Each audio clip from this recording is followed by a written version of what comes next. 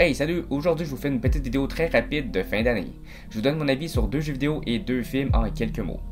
Si jamais vous voulez que j'élabore, dites-le moi dans les commentaires et j'essaierai de faire une vidéo un peu plus longue plus tard sur le sujet choisi. Je commence par les jeux vidéo.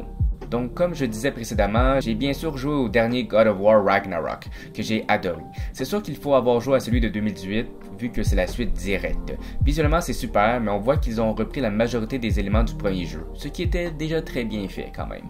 Ça se passe toujours dans la mythologie nordique et on voit enfin Thor et Odin qui étaient absents dans l'épisode précédent. Côté gameplay, il est excellent, les combats sont toujours aussi intenses et jouissifs, c'est brutal. On commence déjà avec les Blades of Chaos et bien sûr sa fameuse hache.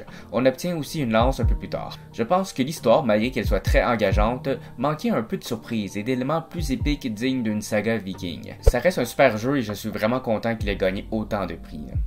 J'aurais voulu qu'il gagne le jeu de l'année, mais je comprends maintenant pourquoi Elden Ring l'a remporté. Passons justement à ce jeu qui était sorti en mars dernier que j'avais à peine joué. J'avoue que j'avais pas vraiment accroché et j'ai décidé de lui donner une deuxième chance dans les dernières semaines.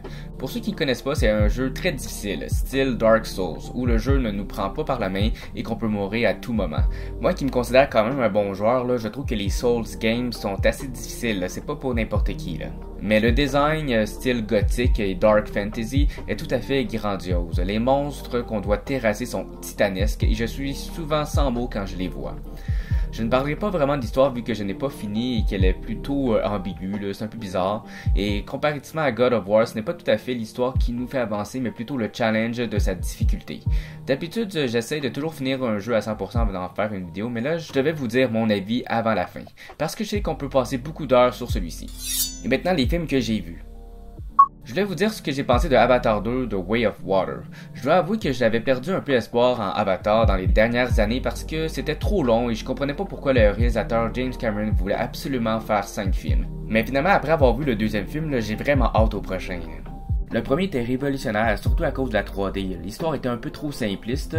Je peux dire que le deuxième est plus impressionnant. Les scènes sous l'eau sont sublimes et rafraîchissantes. L'histoire est plus approfondie que l'autre, on s'entend. Je l'ai mieux aimé, même si ce n'est pas la meilleure non plus. J'ai quand même vu une amélioration. Pour ceux qui ne sont pas fans du premier ou qui le trouvaient overrated, comme on dit, le deuxième est pour moi un bien meilleur spectacle à voir sur grand écran, en IMAX 3D si possible.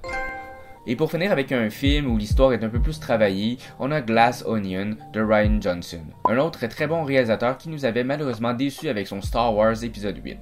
Par contre, Knives Out était super, donc sa suite se devait d'être aussi bon.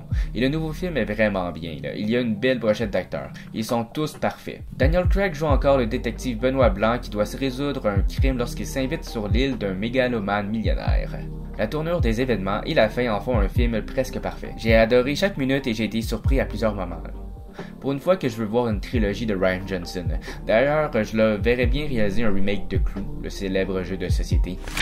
Alors voilà, j'ai passé rapidement sur 4 sujets, mais je voulais vous dire le plus possible pour la fin de l'année. Ce qui est drôle, ce sont toutes des suites dans des franchises déjà établies, et malgré ce qu'on peut penser, j'ai tout adoré à quelques détails près. Donc c'est possible de finir l'année sur une note positive. Je sais qu'on a sûrement tous passé des moments plus difficiles cette année, mais je suis content de voir qu'on peut la terminer en beauté. Je voulais quand même me dire que je serai peut-être moins présent sur les réseaux sociaux prochainement. Je dois me concentrer sur certaines choses et il y aura des changements à venir.